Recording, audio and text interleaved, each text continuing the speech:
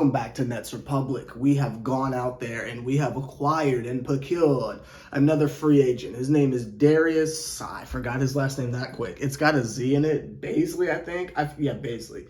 Darius Bazley. We acquired him in free agency. Oklahoma City is feeling themselves and feel like they don't need him anymore. By all means, we will take him.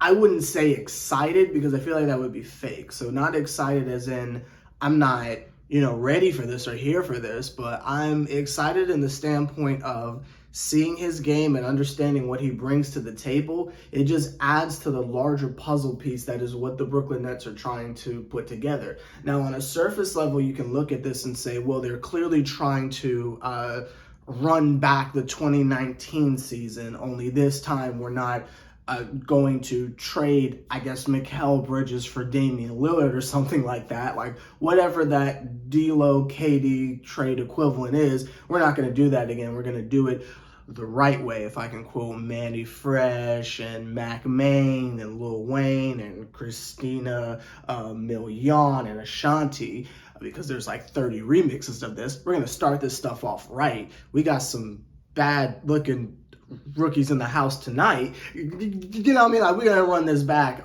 but we're going to do it for realsies. And I am, here for that. But that's on a very surface level. When you look a little bit deeper and you unveil the curtains and you see the intentions of what's going on here, I feel like we are successfully constructing one of the most aggressive defensive teams on paper I think we've ever constructed. And I don't mean we as in just the Nets. I mean in league history. We are going to be one of the most disgusting, low-scoring, defensive-first basketball teams since, I want to say, probably the Tibbs-led Bulls. It's going to be like that. Now, ironically, that's kind of what the That's what the Atlanta Dream are doing, minus the low scoring, because we got 3 All-Stars, but that's not it.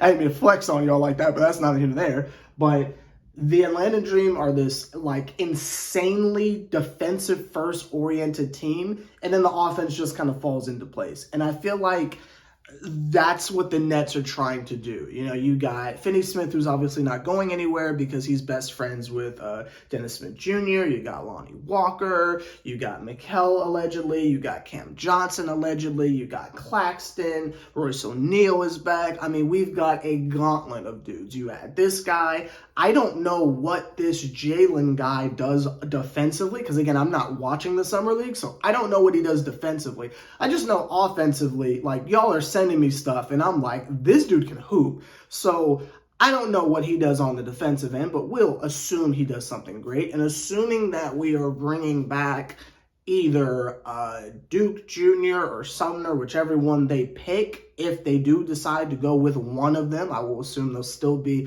on a two-way, because with the addition of Darius, I think that's 15. So those last 2 slots are two-ways. So again, whoever comes through the cracks I got my fingers crossed for Kennedy, but that's not here there. But I like what we're building. I like that we are building this clear defensive identity. And then there's the obvious: if Ben Simmons comes back as Ben Simmons, we arguably have the best defensive team in the league.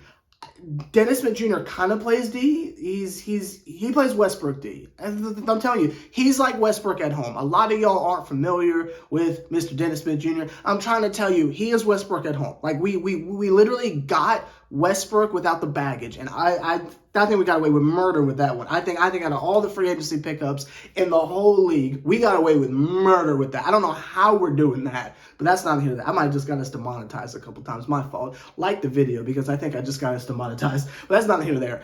I like what I see. I like what I see. And what I wanted us to have some type of identity to move forward outside of the gimmicky, it's like 2019 again. I think we've successfully done that, and we have acquired a team of, gritty,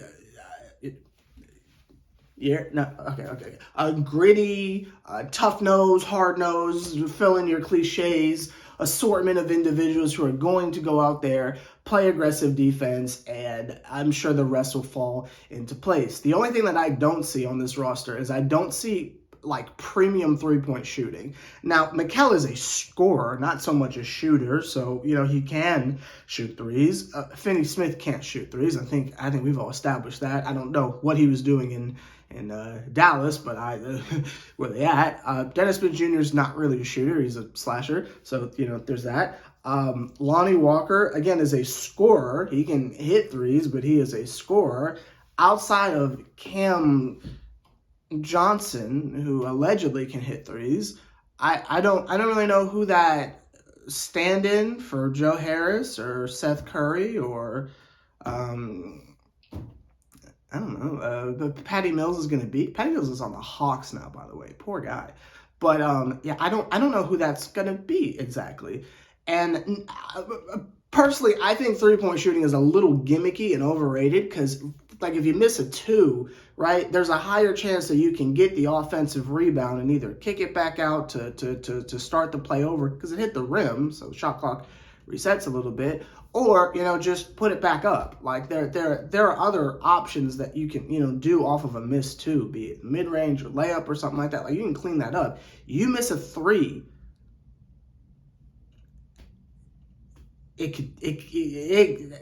that's just basically a fast break in the other direction most of the time.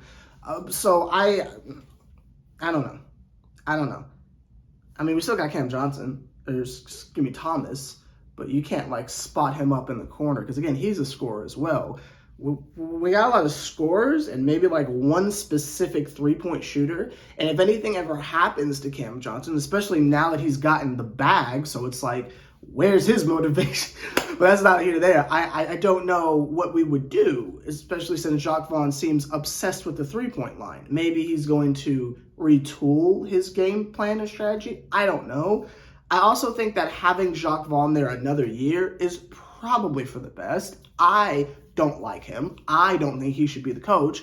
But in terms of familiarity and building camaraderie, you know the word I'm trying to say, and chemistry, it's good to not have a revolving door of players and people. And even though on the lowest of lows, this is another brand new team, I think it's good that at least there's a familiar voice in the locker room. So let's just see how it goes. I'm going to be positive about it. They've made moves and acquired pieces that I think is pretty good.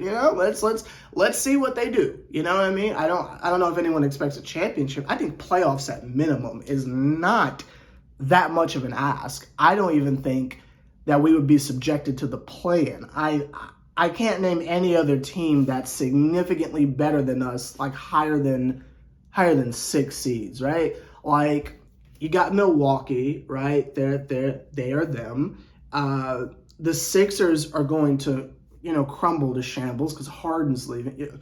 Hey, I know y'all want to roast me for that, but that's not here to there. Control yourself. So we can't count the Sixers anymore. Who else is really good? You got the Celtics.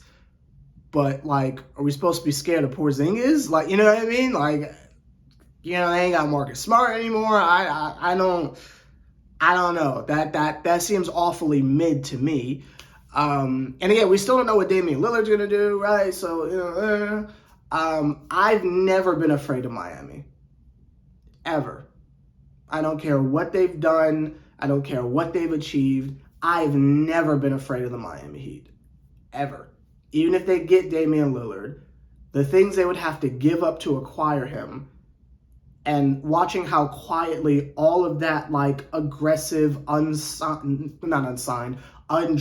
talent just like got signed at other places. If y'all think that's the same team, it's really not anymore. It's literally just Bam, Tyler, Jimmy. And that's really it. So if you think that alone is enough, yay. So I don't take the Heat seriously at all.